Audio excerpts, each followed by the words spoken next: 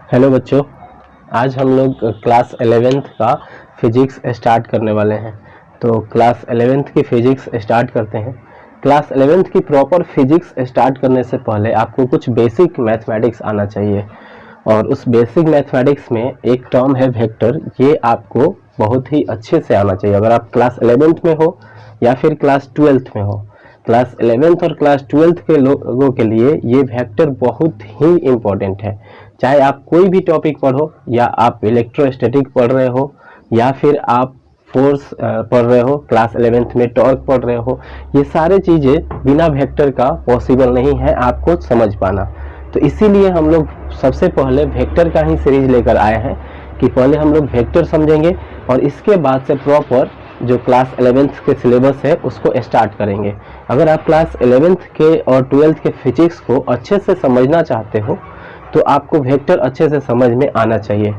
जैसे कि अगर हम मान लेते हैं क्लास 11-12 के फिजिक्स को एक कार है, और उस कार में आपको अच्छे से आनंद लेना है उस सफ़र का, तो आपको सबसे पहले उसके पहियों को ठीक करना होगा, और उसका पहिया है यहाँ पे वेक्टर। तो अगर आप 12th में हो और आपका ये टॉपिक छूट गया था या ख़राब है, तो सबसे पहले इस टॉपिक को अच्छे से पढ़ लीजिए। और आप अगर क्लास 11th में हो तो आपको ये टॉपिक शुरुआत से अच्छे से पढ़ना चाहिए, क्योंकि इसका यूजेज आपको पूरे फिजिक्स में आने वाला है। तो चलिए स्टार्ट करते हैं वेक्टर। तो वेक्टर के लिए हम लोग फिजिक्स में कुछ क्वांटिटीज को डिफाइन किए गए हैं, और दो तरह के क्वांटिटीज हमारे फिजिक्स में है। अगर क्वांटिटी की डिफाइन करें फिजिक्स में तो दो तरह की क्वांटिटी हैं हमारे फिजिक्स में। एक को हम लोग फिजिकल क्वांटिटी बोलते हैं, और दूसरे को हम लोग बोलते हैं नॉन फिजिकल क्वांटिटी। और इन दोनों को समझेंगे एक एग्जाम्पल से। नॉन फिजिकल क्वांटिटी, जैसे मैंने आपको एक दिन बोला कि आप जा करके मार्केट से कुछ रसगुल्ला लेकर आइए। क्या आप ला सकते हो? आप पूछोगे कि सर कितना चाहिए, मतलब आपको एक इंफॉर्मेशन की जरूरत रहेगी कि सर कितना लाना है। नहीं तो आप ऐसे मार्केट में जाकर नहीं बोल सकते हो कि हमको रसगुल्ला चाहिए। आप जरूर एक इंफॉर्मेशन बताओगे, तभी जा करके आपका जो है वो रसगुल्ला दे पाएंगे दुकानदार। हमने आपको बता दिया कि 1 kg रसगुल्ला लेकर आइए। आप 1 kg रसगुल्ला लेकर आए, हमने आपको खिलाया। आप उसको खाने के बाद हमने पूछा कि ये बताओ कि कैसा लगा। आपने बोला कि मीठा लगा। फिर हमने बोला कि कितना मीठा लगा। आप उसको एक्सप्रेस नहीं कर सकते कि कितना मीठा लगा। आप नहीं बता सकते कि सर 1 kg मीठा लगा या 1 किलोमीटर मीठा लगा। मतलब ये जो मीठा लगा इसको आप मेजर नहीं कर सकते हो। और फिजिक्स हम लोग जहाँ भी पढ़ते हैं वो मेजरमेंट का ही नाम है, मतलब नेचर के मेजरमेंट को हम लोग फिजिक्स में पढ़ते हैं। तो यहाँ पे जो फॉला इंफॉर्मेशन हमने दिया था 1 kg, वहाँ तो आप मेजर कर सकते थे, बट जो मीठा लगा इसको मेजर नहीं कर सकते हैं। तो इसी तरह से दो तरह की क्वांटिटी को इंट्रोड्यूस किया। एक वो क्वांटिटी जिसको हम लोग मेजर कर सकते हैं, फिजिकल क्वांटिटी, और एक दूसरा क्वांटिटी जो होता है वो नॉन फिजिकल क्वांटिटी होता है। ये दो तरह के क्वांटिटीज हैं फिजिक्स में। जैसे कि जिसको मेजर नहीं कर सकते आप, जैसे कितना कोई चीज़ मीठा है, कितना खट्टा है, कितना किसी से आप प्यार करते हो, कितना किसी से को नफरत करते हो, ये सारा चीज़ जो है आप मेजर नहीं कर सकते। तो ये नॉन फिजिकल क्वांटिटी में ये चीज़ें आ जाती हैं।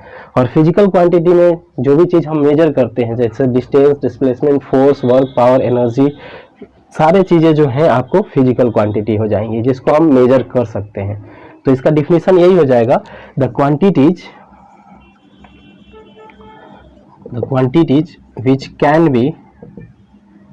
which can be measured are called physical quantities।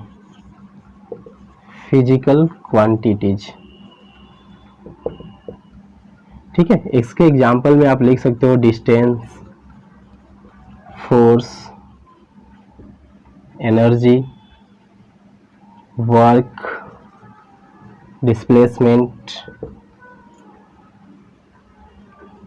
ठीक है, मोमेंटम, टॉर्क। जिन चीज़ों को भी आप मेजर कर रहे हो वो सब कुछ फिजिकल क्वांटिटी में आता है। लेकिन जिन चीज़ों को आप मेजर नहीं कर सकते हो, इसको एक्सप्रेस नहीं कर सकते हो मेजरमेंट से, उसको हम लोग नॉन फिजिकल क्वांटिटी कहते हैं।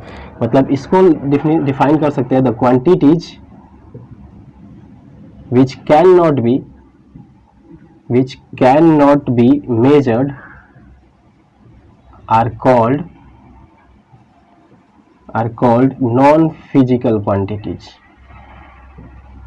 जिनको भी हम मेजर नहीं कर सकते हैं वो नॉन फिजिकल क्वांटिटीज कहलाती हैं। इसके एग्जाम्पल क्या हो जाएगा, कोई चीज़ कितना स्वीट है, कितना सावरनेस है किसी चीज़ का, लव, हेट, इन सब को हम मेजर नहीं कर सकते हैं। मतलब ये सब क्वांटिटी नॉन फिजिकल क्वांटिटी हैं। जिनको हम मेजर कर पाते हैं इनको हम लोग फिजिकल क्वांटिटी के नाम से जानते हैं। और फिजिक्स में हम लोग नॉन फिजिकल क्वांटिटीज को नहीं पढ़ते हैं, हम लोग पढ़ते हैं फिजिकल क्वांटिटीज को, जिसको हम मेजर कर सकते हैं। क्योंकि फिजिक्स एक मेजरमेंट ही है। विदाउट मेजरमेंट आप किसी चीज़ के बारे में कल्पना नहीं कर सकते हैं फिजिक्स में।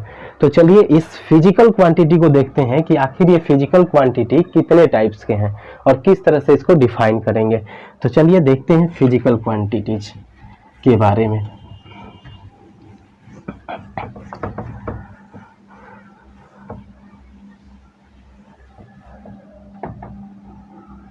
चलिए, तो फिजिकल क्वांटिटीज को हमने दो कैटेगरी में डिवाइड किया है।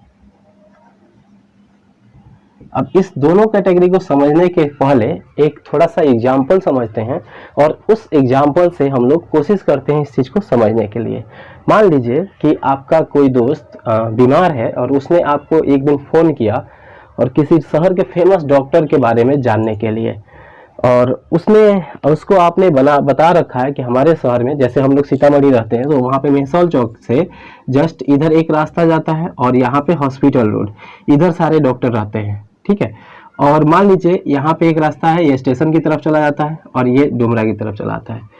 तो आपका दोस्त यहाँ पे पहुँच करके इस चौक पे, मेहसौल चौक पे आकर के आपका दोस्त आपको फ़ोन करता है कि भाई हमको उस डॉक्टर का पता बता दो, हम उस डॉक्टर के पास जाना चाहते हैं।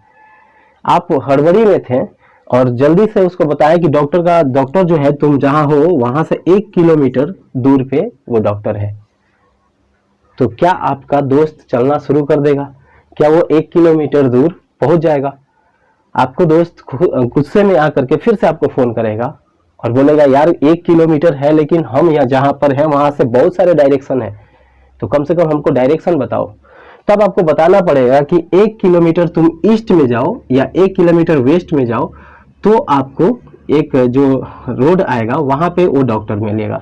मतलब आप 1 किलोमीटर के साथ एक डायरेक्शन भी बताएं ईस्ट, तब जाके या वेस्ट, तब जाकर के आपका दोस्त वहां पे पहुंच पाएगा, उस जगह पे पहुंच गया और जाकर के वहां पे अपना इलाज वगैरह करा रहा था।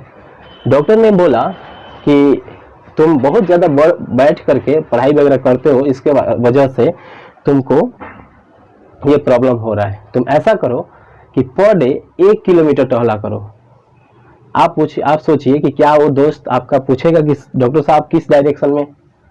आपको नहीं लगता ऐसा पूछने के बाद डॉक्टर को लगेगा कि इसको तो पहले इसके दिमाग के इलाज कराना पड़ेगा। मतलब वहां पे डायरेक्शन का कोई मायने नहीं है। 1 किलोमीटर वो चाहे तो कहीं भी जा सकता है और उधर से मान लो कि वो उधर से किसी ऑटो से चला आया, 1 किलोमीटर पैदल गया और ऑटो से चला आया, या फिर कोई एक मैदान है जो कि 100 मीटर का है और इसको क्या कर सकता है, ये 10 राउंड इसी का लगा सकता है, ये भी इसका 1 किलोमीटर हो गया। मतलब यहाँ पे 1 किलोमीटर काम होने से है, उसको डायरेक्शन की जरूरत नहीं है। मतलब वो चाहे जैसे करे, ठीक है, वो चाहे तो 500 मीटर जाए और फिर 500 मीटर वापस आ जाए, ये इस तरह से भी उसका 1 किलोमीटर पूरा हो गया। तो ऐसा क्वांटिटी जहाँ पे किसी डायरेक्शन की जरूरत नहीं है और हमारा काम हो रहा है, ऐसे क्वांटिटी को हम लोग फिजिक्स में स्केलर क्वांटिटी बोलते हैं, जिसमें सिर्फ एक इंफॉर्मेशन से काम हो रहा हो। बट जहाँ पे आपको डायरेक्शन की जरूरत पड़ती है, जैसे आपके दोस्त को उस डॉक्टर के पास जाने के लिए एक खास डायरेक्शन की जरूरत थी, तो ऐसे क्वांटिटी को हम लोग बोलते हैं वेक्टर क्वांटिटी। और ये दोनों ही क्वांटिटीज को हम लोग इसमें पढ़ते हैं। बट स्केलर क्वांटिटीज के बारे में आप ऑलरेडी पहले से जानते हैं और उसका सिंपल आप 9th में एप्लीकेशंस किए थे। तो चलिए देख लेते हैं दोनों क्वांटिटीज क्या क्या है। एक है स्केलर क्वांटिटी और दूसरा है वेक्टर क्वांटिटी। मतलब फर्स्ट आपको स्केलर क्वांटिटी और सेकेंड है इसमें वेक्टर क्वांटिटी।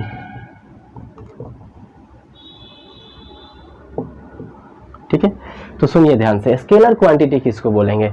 एक ऐसा क्वांटिटी जिसको सिर्फ और सिर्फ एक इंफॉर्मेशन यानी कि एक मैग्नीट्यूड की जरूरत हो, ऐसे क्वांटिटी को हम लोग स्केलर क्वांटिटी बोलते हैं। मतलब इसमें सिर्फ एक मैग्नीट्यूड दिया रहेगा और इसमें डायरेक्शन की कोई जरूरत नहीं होती है।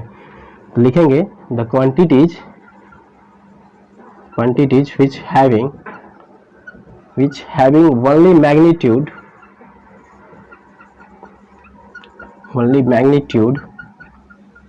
are called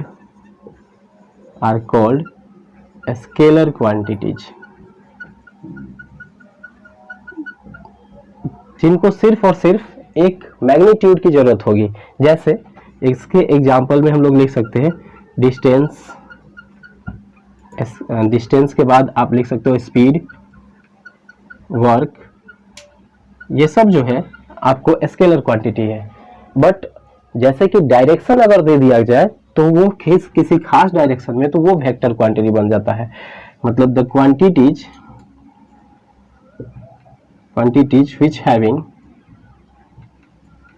which having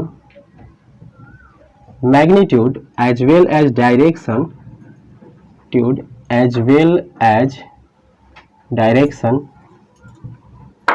are called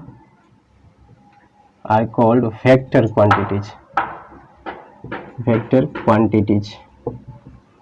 ऐसे क्वांटिटीज को वेक्टर क्वांटिटी बोलते हैं, जैसे velocity, displacement, force etcetera.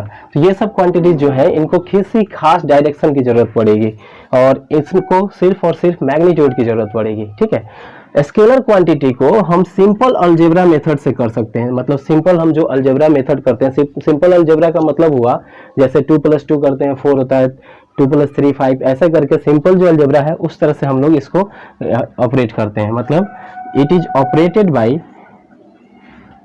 Bye simple rule of algebra.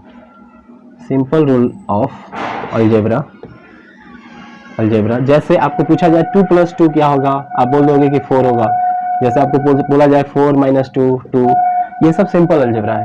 ठीक है, लेकिन वेक्टर क्वांटिटी में 2 + 2 4 भी हो सकता है, 2 + 2 0 भी हो सकता है। ठीक है, तो ये एक अलग ही तरह का अलजेब्रा होता है, उसको वेक्टर अलजेब्रा बोलते हैं। इस चैप्टर में हम लोग उसी के बारे में पढ़ने वाले हैं। तो ये क्या होगा, एक अलग ही मैथमेटिक्स यूज किया जाता है। इट इज ऑपरेटेड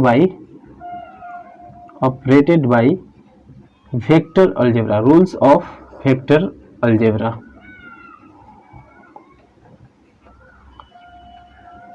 और ये एक स्पेशल रूल को फॉलो करता है जिसको वेक्टर अलजेब्रा के रूल को अलजेब्रा रूल कहते हैं।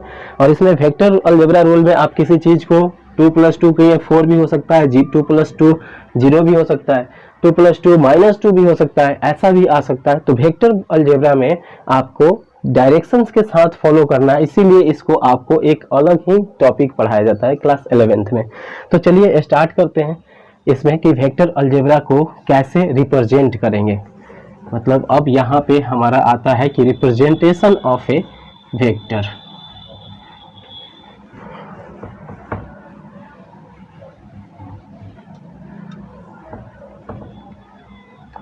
तो देखिए कैसे रिप्रेजेंट करते हैं वेक्टर को। Representation of vector, representation vector का कैसे हम लोग रिप्रेजेंट करते हैं और इसका ज्योमेट्रिकल रिप्रेजेंटेशन क्या है, हम लोग ज्योमेट्रिकल देख लेते हैं, उसके बाद इसका अलजेब्रिकल रिप्रेजेंटेशन देखेंगे। देखिए ज्योमेट्रिकली कैसे रिप्रेजेंट करते हैं। जैसे ये एक दिया है आपको वेक्टर, तो इसमें ये जो एरो दिख रहा है इसको हम लोग हेड बोलते हैं, और जो ये यहाँ पे कुछ नहीं है इसको हम लोग टेल बोलते हैं। और इसका जो लेंथ है यही वेक्टर का मैग्नीट्यूड को बताता है। मतलब लेंथ जो होता है इसका, ये डायरेक्टली प्रोपोर्शनल होता है वेक्टर के मैग्नीट्यूड के। मतलब लिख सकते हैं कि length is directly proportional to magnitude of vector. ठीक है, जैसे आपको बोल दिया गया, मान लीजिए आपके पास यहाँ पे एक फोर्स लग रहा है इधर 20 न्यूटन, तो ऐसे शो कर दिए 20 न्यूटन फोर्स लग रहा है। लेकिन एक अलग डायरेक्शन में मान लीजिए आपको फोर्स कुछ और फोर्स लग रहा है, जैसे इधर की तरफ फोर्स लग रहा है 10 न्यूटन, तो क्या हम इसको ऐसे शो कर देंगे? आप बोलोगे कि जी सर ऐसे शो कर सकते हैं, लेकिन ये आप गलत हो। ये शो करना यहाँ पे गलत है, क्योंकि आपको बताएं कि इसका जो लेंथ है मैग्नीट्यूड को शो करता है। तो यहाँ पे आपने इतना बड़ा लेंथ लिया 20 न्यूटन के लिए, जब इससे हाफ फोर्स है तो यहाँ पे रिप्रेजेंट करने के लिए इसका लेंथ को भी आपको हाफ करना होगा, मतलब इतना छोटा आप रिप्रेजेंट करोगे, तब ये हुआ 10 न्यूटन। समझ में आया? जैसे कि आपको दो रिप्रेजेंट करना है, दो वेक्टर ऐसे दिया है और इसके इक्वल लेंथ दिया है और डायरेक्शन इक्वल हो गया, तो समझ लीजिए कि इसके जस्ट डायरेक्शन इक्वल है लेकिन इसका लेंथ इक्वल होगा। तो जहां भी ये अगर रिप्रेजेंट करना है ज्योमेट्रिकली, तो वहां पे आप इस बात का ध्यान रखेंगे कि जहां भी आप वेक्टर को रिप्रेजेंट कर रहे हैं तो उसके लेंथ से उसका मैग्नीट्यूड को रिप्रेजेंट किया जाता है। अगर इसको आप 10 न्यूटन बोल रहे हैं तो ये भी 10 न्यूटन के बराबर ही होगा, इसका मैग्नीट्यूड की बात कर रहे हैं सिर्फ। अभी अलजेब्रिकली रिप्रेजेंटेशन की बात हम लोग अभी करेंगे थोड़ी देर में। तो इस तरह से हम लोग ये करते हैं। अब जहां भी वेक्टर को अलजेब्रिकली कैसे रिप्रेजेंट करेंगे, ये चीज को हम लोग पढ़ेंगे कि अलजेब्रिकली रिप्रेजेंटेशन क्या है इसका। तो चलिए देखते हैं। ये तो हो गया, आपको समझ में आ गया कि वेक्टर का रिप्रेजेंटेशन, जितना बड़ा एरो, आपको जितना बड़ा फोर्स दिखाना होगा तो बड़े वाले फोर्स को बड़े एरो से दिखाना होगा, या किसी भी बड़े क्वांटिटी को दिखाना चाह रहे हैं तो उसको बड़े वाले एरो से और छोटे क्वांटिटी को छोटे वाले एरो से दिखाना होगा। ये आपको ज्योमेट्रिकली रिप्रेजेंटेशन में याद रखना है, खासकर से ये आपको याद होना चाहिए। चलिए अब अलजेब्रिकली रिप्रेजेंटेशन देख लेते हैं कि उसमें क्या है आपको।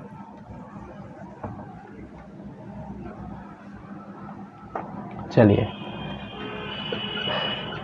अलजेब्राइक रिप्रेजेंटेशन, तो अलजेब्राइक रिप्रेजेंटेशन क्या है देख लेते हैं। तो देखिए इसमें अगर कोई वेक्टर है आपको, जैसे कि आपको एक कोई वेक्टर है, ये वेक्टर इसका नाम है ए, तो इसको इस तरह से रिप्रेजेंट करते हैं वेक्टर ए। इसको पढ़ते कैसे हैं? वेक्टर ए, या फिर ए कैप, इसको पढ़ने का कुछ तरीका है, ए कैप बोल सकते हैं, ए हैट बोल सकते हैं, ठीक है, या फिर वेक्टर ए। ये आपको इस तरह से रिप्रेजेंट किया जाता है, ठीक है। कई सारे बुक में इसको, जैसे एनसीईआरटी के बुक में इसको बोल्ड करके लिया है, ऐसे बोल्ड करके इसको लिखा गया है। तो जहां भी बोल्ड करके कहीं मिल रहा है तो समझ लीजिए कि वहां पे वो वेक्टर को रिप्रेजेंट कर रहा है। जैसे आपको वहां पे ऐसे फोर्स का फॉर्मूला मिलेगा F = m और A को बोल्ड किया हुआ मिलेगा। इसका मीनिंग क्या हुआ कि फोर्स और यहाँ पे एक्सेलरेशन, ये दोनों वेक्टर क्वांटिटी है। और ऐसा बोल्ड इसलिए कर दिया गया है क्योंकि कहीं भी एरो देना, ऐसे एरो देना थोड़ा टफ होता होगा टाइपिंग करने में, लेकिन बोल्ड करना इजी होता है, इसीलिए बोल्ड कर दिया गया है। एनसीईआरटी के बुक में इस चीज को रिप्रेजेंट किया गया है। लेकिन हम लोग रिप्रेजेंट करेंगे ऐसे, ए के ऊपर एक एरो दे देंगे, ये दिखाएगा ए कैप। अच्छा, इसका मतलब क्या हुआ कि अगर कहीं फोर्स इधर लग रहा है तो आपने दिखा दिया 10 न्यूटन, और यहाँ पे इस फोर्स का अगर नाम है ए, तो ए वेक्टर ए = 10 न्यूटन हम लिख दिए। चलिए यहाँ से डायरेक्शन का पता चलता है, ठीक है। अगर मान लीजिए कि यहाँ पे ऐसे फोर्स लगा है कहीं पे 10 न्यूटन, तो क्या यहाँ पे ए और एरो ऐसे लिख देंगे? बिल्कुल नहीं, ये बिल्कुल गलत है। हमेशा आपको रिप्रेजेंट जो करना होगा वो रिप्रेजेंटेशन ऐसे ही होगा। डायरेक्शन हम यहाँ से देखेंगे, इस डायग्राम से हमको डायरेक्शन पता चलेगा कि किधर कितना फोर्स लग रहा है, बट रिप्रेजेंटेशन ऐसा ही लगेगा। तो ये हमको वेक्टर ए के बारे में बताता है कि ये कोई वेक्टर ए है। इसको ए कैप या ए हैट से भी पढ़ा जाता है।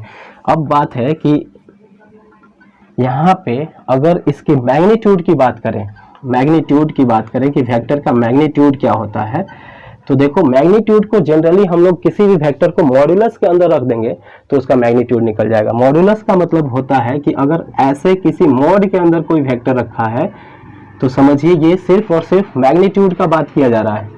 मतलब ये साइन मैथ्स में एक फंक्शन है, मॉड्यूलस फंक्शन, वो फंक्शन के अंदर कोई भी वेक्टर को रख दिया जाए तो समझिए कि वो सिर्फ मैग्नीट्यूड को रिप्रेजेंट करता है।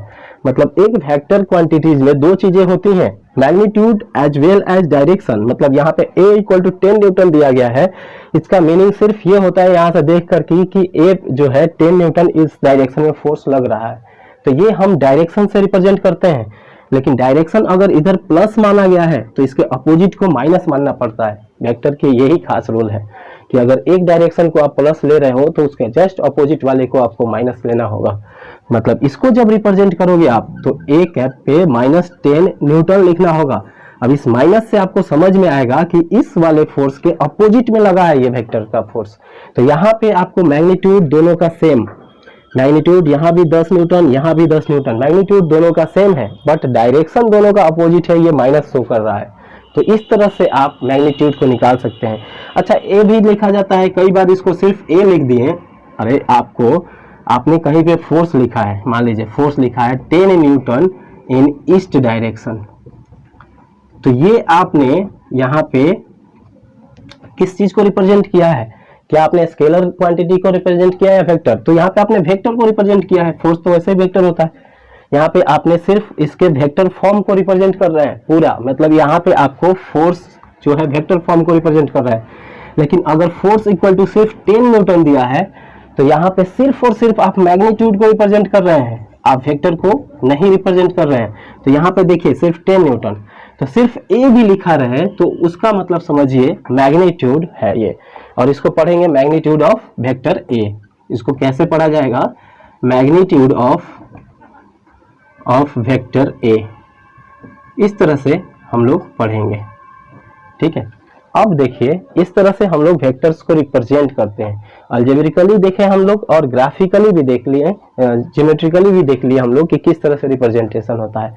चलिए अब हम लोग देखते हैं कि दो वेक्टर के बीच में एंगल को कैसे कैलकुलेट करेंगे, या फिर दो वेक्टर है उसके बीच का एंगल को कैसे कैलकुलेट करना होगा, ठीक है। तो चलिए देखते हैं एंगल बिटवीन टू वेक्टर्स।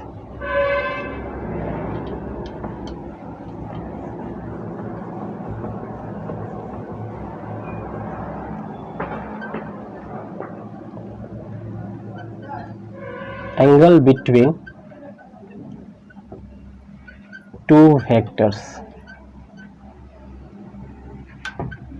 एक बात ध्यान से समझिए कि किसी भी वेक्टर को, अगर हमारे पास कोई एक वेक्टर ऐसा है और वेक्टर ए है, अगर इसको एंगल से थोड़ा सा भी रोटेट किए तो वेक्टर चेंज हो जाता है।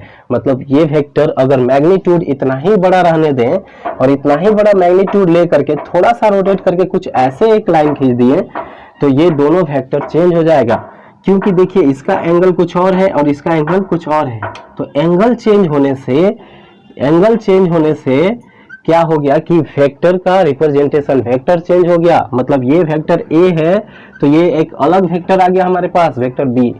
तो याद रखिएगा कि कोई भी वेक्टर मैग्नीट्यूड सेम हो बट वो किसी भी एंगल पे हो तो उसके एंगल चेंज होने के कारण क्या होता है, वेक्टर चेंज हो जाता है। बिकॉज वेक्टर दो चीजों पे डिपेंड करता है, मैग्नीट्यूड और डायरेक्शन। और यहाँ पे आप मैग्नीट्यूड तो चलिए सेम रखे हो, इक्वल है, लेकिन डायरेक्शन आपने चेंज कर दिया। एंगल चेंज करते ही आपने डायरेक्शन को चेंज कर दिया, इसीलिए यहाँ पे वेक्टर का रिप्रेजेंटेशन जो है चेंज होने के कारण दो वेक्टर्स अलग अलग हो जाएंगे। तो यही चीज हमें कैलकुलेट करना है कि दो वेक्टर के बीच में एंगल को कैसे निकाला जाए। हाँ, ये ध्यान रखिए कि किसी वेक्टर को थोड़ा सा भी हम रोटेट कर देते हैं तो वेक्टर चेंज हो जाता है। जैसे इस वेक्टर को हम थोड़ा सा रोटेट कर दिए थे तो वेक्टर बी बन गया, ये दूसरा वेक्टर हो गया। लेकिन किसी भी वेक्टर को अगर 360 डिग्री रोटेट कर देते हैं ना, 360 डिग्री का मतलब क्या हुआ कि यहां से रोटेट करते लेके आए और फिर यहीं पे आ गया, तो किसी भी वेक्टर को अगर आप 360 डिग्री रोटेट करोगे तो वेक्टर वही रह जाएगा, वेक्टर चेंज नहीं होता है। तो याद रखिएगा, हम लोग नोट में लिख लेते हैं, if A vector is rotated bye 360 degree then it is same या इक्वल कह सकते हैं कि अगर 360 पे रोटेट करते हैं तो सेम वही रह जाएगा। बट अगर इसके अलावा किसी भी एंगल से रोटेट किया जाता है तो वेक्टर चेंज हो जाएगा। तो यहां पे लिखेंगे, but if rotated by any other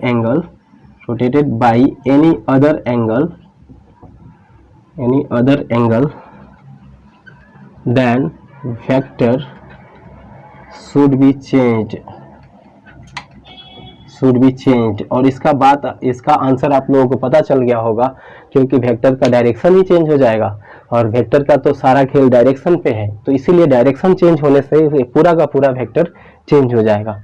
चलिए अब हम लोग देखते हैं कि दो वेक्टर के बीच का एंगल को कैसे फाइंड आउट करेंगे। तो चलिए देखते हैं।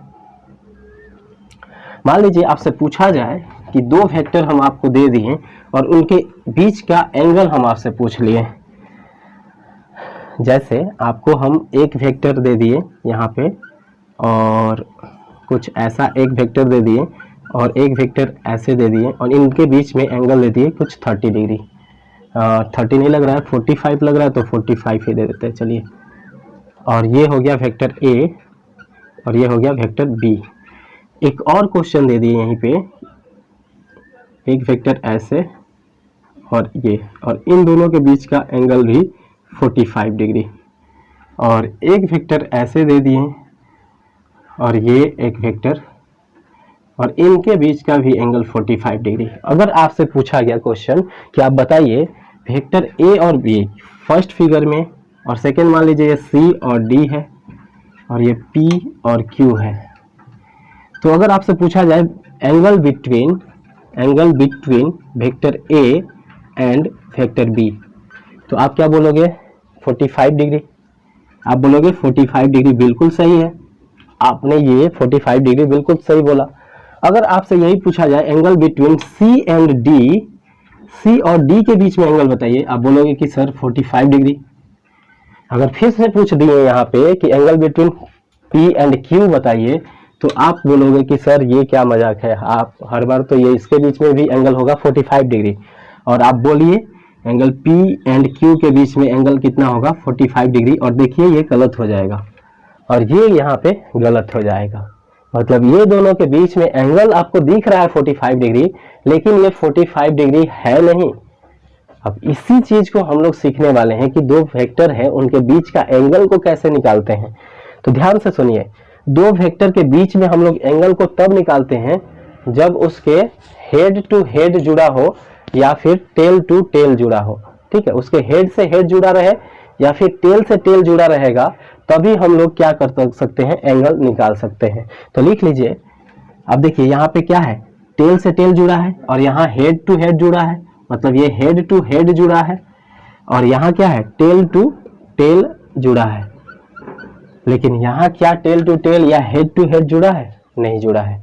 तो ये इतना ध्यान दीजिए कि कहीं भी अगर इस तरह से मिल जाए तो आप डायरेक्टली नहीं बता सकते हैं, पहले इसको प्लेस करना पड़ेगा। तो चलिए इसको लिख लेते हैं कि कैसे एंगल निकालते हैं। तो द एंगल मेजर्ड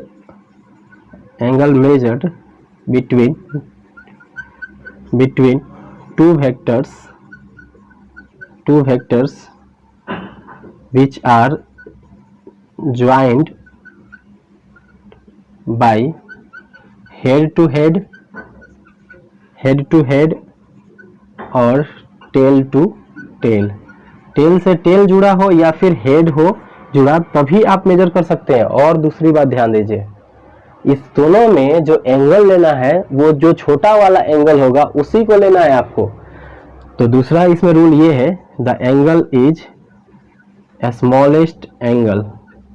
जो दोनों में छोटा एंगल होगा वही एंगल होगा आपको। जैसे ऐसे दे दिए और आपको ये 45 डिग्री, इनके बीच में एक ये भी तो एंगल बन रहा है, इधर से भी तो एक एंगल बन रहा है, तो ये बड़ा वाला एंगल नहीं काउंट करना है, हमेशा इस छोटे वाले एंगल को ही काउंट करना है। छोटे वाला एंगल ही वैलिड होगा। समझ में आया? इसके बाद इस तरह के एंगल्स को कैसे मेजर करेंगे, वही चीज हम लोग अब सीखेंगे कि कैसे मेजर किया जाएगा इस दो वेक्टर्स के बीच का एंगल को। तो चलिए देखते हैं उसको। तो सबसे पहले हम लोग क्या करेंगे कि जिस भी दो वेक्टर को आपको वेक्टर के बीच में एंगल रिप्रेजेंट करना है, तो उसको आपको हेड टू हेड या फिर टेल टू टेल सेट करना होगा। ये आपको याद रखना है, मतलब ये रूल जो है इस रूल को फॉलो कराना है। अब देखिए ध्यान से, किसी भी वेक्टर को जैसे हमारे पास ये वेक्टर ए है, इसको इसी तरह से पैरेलल हम कहीं भी मूव करा सकते हैं। मतलब इसको ऐसे उठाएं, यहाँ पे एंगल जो जितना भी बन रहा था हमारे एक हॉरिजॉन्टल के साथ, इतना एंगल बनाते हुए इसको इस प्लेन में कहीं भी मूव करा के ले जाकर रख सकते हैं। जैसे इसको उठा करके हम यहाँ लाए और यहाँ पे इतना ही बड़ा इतना ही एंगल के साथ रिप्रेजेंट कर दिए, ये वेक्टर ए चेंज नहीं होगा। हम बताए थे अभी थोड़ी देर पहले, वेक्टर चेंज होता है जब एंगल चेंज हो जाए और जब उसका मैग्नीट्यूड चेंज हो जाए, लेकिन हमने इसको कहीं नहीं चेंज किया, ऐसे घुमा करके ला करके फिर उसी एंगल के साथ रख दिया, तो कुछ भी चेंज नहीं होता है। सेम सिचुएशन यहाँ पे करेंगे हम लोग, एक वेक्टर को उठा करके उसको पैरेलल प्लेस कर सकते हैं, मतलब vector can be placed parallelly, parallel place किया जा सकता है किसी भी वेक्टर को। अब इस वेक्टर को हेड टू हेड या टेल टू टेल ज्वाइन करने के लिए हमें क्या करना होगा, यहां से इस वेक्टर को उठाना होगा और ऐसे यहां ले जाकर के पैरेलली इसको लेकर के प्लेस कर देंगे। मतलब ये है कि पहले से ये एंगल, ये P वेक्टर दिया है, हम Q वेक्टर को उठा करके कुछ यहां लेकर के चले गए ऐसे, और Q वेक्टर को यहां ले जा करके आपको दिखा दिए, और ये एंगल कितना था 45, तो इन दोनों के बीच में यहाँ क्या हो जाएगा 180 माइनस 45, कितना हो जाएगा 10 माइनस 5 5, 7 माइनस 4 3, 135 डिग्री। मतलब यहाँ पर जो आंसर होगा थर्ड का कि P और Q के बीच में कितना एंगल है, तो इसको हम लोग लेंगे 135 डिग्री। तो याद रखना है कि दो वेक्टर हेड और टेल के बीच में ही जुड़ा होना चाहिए, तभी होगा। चलिए एक क्वेश्चन और पूछ लेते हैं कि मान लीजिए कि हमारे पास दो वेक्टर है, एक वेक्टर ये है और एक वेक्टर यहाँ पर ये है, और यहाँ पर ये एंगल दिया है 60 डिग्री। तो बताइए कि इन दोनों के बीच का एंगल क्या होगा, क्या होगा। अब यहाँ पे तो देखिए फिर से हमें क्या करना होगा, मान लीजिए वेक्टर P है, वेक्टर Q है, इसको फिर से पैरेलली यहाँ ले जाकर के प्लेस करेंगे। तो पैरेलली प्लेस करेंगे तो इस बार आपको ऑलरेडी पहले से ही दिया है, हालांकि ये रिप्रेजेंटेशन थोड़ा गलत है, यहाँ 120 डिग्री दिया रहेगा, तो इधर लेके गए तो ये 120 डिग्री हो जाएगा। तो P और Q के बीच में एंगल कितना हो जाएगा 120 डिग्री। अब इसका एक शॉर्टकट आप याद रख सकते हैं कि जब कभी हेड टू हेड और टेल टू टेल नहीं जुड़ा रहे तो 180 माइनस छोटा वाला एंगल लेते हैं। छोटा वाला एंगल कहने का मतलब हुआ कि इसको 180 से माइनस कर दीजिए और जो एंगल आएगा यहाँ पे वही एंगल लेना है, ये बड़ा वाला एंगल नहीं ले लेना है। तो जब कभी हेड टू हेड और टेल टू टेल वेक्टर नहीं जुड़ा रहेगा तो 180 माइनस कर देते हैं छोटा वाला एंगल। कैसे करते हैं देखिए, जैसे मान लीजिए कि आपको एक यहाँ पे वेक्टर दे दिया क्या और एक वेक्टर यहाँ पर दे दिया गया, और इन दोनों के बीच में एंगल दे दिया गया आपको 60 डिग्री, और आपको बोलना है कि इन दोनों के बीच में वेक्टर A और वेक्टर B के बीच का एंगल बताइए। मतलब अगर क्वेश्चन पूछ दिया गया angle between vector A and vector B, तो क्या कहेंगे आप। अभी आपको क्या बताएं 180 माइनस छोटा वाला एंगल। छोटा वाला इसमें कौन एंगल है, ये बड़ा वाला एंगल है, ये छोटा वाला एंगल है। तो 180 में से छोटा वाला एंगल को घटा दीजिए तो क्या हो जाएगा 180 माइनस 60 डिग्री, कितना हो जाएगा 120 डिग्री। मतलब A और B के बीच में कितना एंगल है 120 डिग्री का। देखिए कैसे प्लेस करके इसको लेकर के यहाँ पे ऐसे आ गए, तो यहाँ पर आने के बाद आपको कुछ ये रिप्रेजेंट ऐसे हो जाएगा, और इसको यहाँ से लेकर के चले आए हैं। किसी बच्चे ने कहा कि सर हम चाहते हैं वेक्टर A को मूव कराना, करा सकते हो आप। अगर आप वेक्टर A को मूव कराना चाहते हो तो इसको भी करा सकते हो आप, इसमें कोई टेंशन नहीं है। इस वेक्टर को आप यहाँ से ऐसे लेकर के यहाँ चले आओ तो टेल टू टेल जुड़ जाएगा, या फिर यहाँ से नीचे खसका दो, हेड टू हेड आ जाएगा। तो आप इसको जब नीचे की तरफ खसका दोगे तो यहाँ पर आकर के कुछ ऐसे बन जाएगा ये, और ये ऑलरेडी पहले से 60 दिया है तो ये 180 माइनस 60 फिर से 120 डिग्री। तो किसी भी वेक्टर को पैरेलली कहीं भी हम लोग प्लेस कर सकते हैं, ये आपको याद रखना है। तो चलिए एक क्वेश्चन और करते हैं हम लोग। मान लीजिए अब दे दिया गया दो वेक्टर है, एक है यहाँ पे वेक्टर A 60 डिग्री और यहाँ पे कहीं दे दिया गया एक वेक्टर B 30 डिग्री। आपको पूछा गया कि इन दोनों के बीच का एंगल बताइए। तो क्या करेंगे आप, फिर वही काम करना है इस वेक्टर को उठा करके बिना एंगल को चेंज किए हुए ला करके यहाँ लगा देंगे तो टेल टू टेल ज्वाइन हो जाएगा, और टेल टू टेल ज्वाइन करके इनके बीच का एंगल को निकाला जा सकता है। तो क्या करेंगे, इसको ऐसे ला करके पैरेलली यहाँ पे प्लेस कर देंगे। तो जैसे ही यहाँ पे प्लेस कर देंगे तो ये आ गया हमारा वेक्टर बी, और वेक्टर बी के बीच में एंगल कितना है 30 डिग्री। अब देखिए ए और b tail to tail join हो गया और टोटल एंगल कितना हो गया 90 डिग्री। तो ए एंड बी के बीच में अब एंगल हो जाएगा 60 प्लस 30 यानी कि 90 डिग्री। तो इस तरह से वेक्टर को रिप्रेजेंट कर सकते हैं। अगर आपको ये समझ में आ गया तो एक क्वेश्चन आपको देते हैं जिसका आंसर आप कमेंट में बताएंगे कि उसका आंसर कितना आंसर होगा। तो चलिए देखते हैं कि कितने लोग इसको बता पाते हैं। एक वेक्टर कुछ ऐसे है जो हॉरिजॉन्टल के साथ यहाँ पे 120 डिग्री बना रहा है एंगल, और एक दूसरा वेक्टर यहाँ पे ये वेक्टर ए हो गया, और यहाँ पे एक दूसरा वेक्टर ले लेते हैं वेक्टर बी जो कि हॉरिजॉन्टल के साथ यहाँ पे 30 डिग्री एंगल बना रहा है। अब इस दोनों वेक्टर के बीच का एंगल आपको निकाल के लाना है, ठीक है। इन दोनों वेक्टर के बीच का एंगल को आपको निकाल के लाना है कि वेक्टर ए और वेक्टर बी के बीच कितना एंगल होगा। फाइंड एंगल बिटवीन, और आपका इसका आप कमेंट पे लिखोगे कि क्या आंसर आ रहा है। Angle between vector a and vector b. तो ये एक बेसिक लेक्चर था वेक्टर का, जिसमें हमने आपको वेक्टर का इंट्रोडक्शन सिखाया, वेक्टर किसको कहते हैं, वेक्टर को रिप्रेजेंट कैसे करते हैं, अलजेब्रिकली कैसे रिप्रेजेंट करते हैं, और ग्राफ और जो ज्योमेट्रिकली रिप्रेजेंटेशन होता है वो वेक्टर का कैसा रिप्रेजेंटेशन होता है। तो चलिए देखते हैं इसको, और इसको करने के बाद आप इसको कर लीजिएगा, ठीक है। तो चलिए देख लेते हैं, इस क्वेश्चन को करके आइएगा आप, ओके। इसके बाद हम लोग नेक्स्ट क्लास में करेंगे, ओके। Thank you.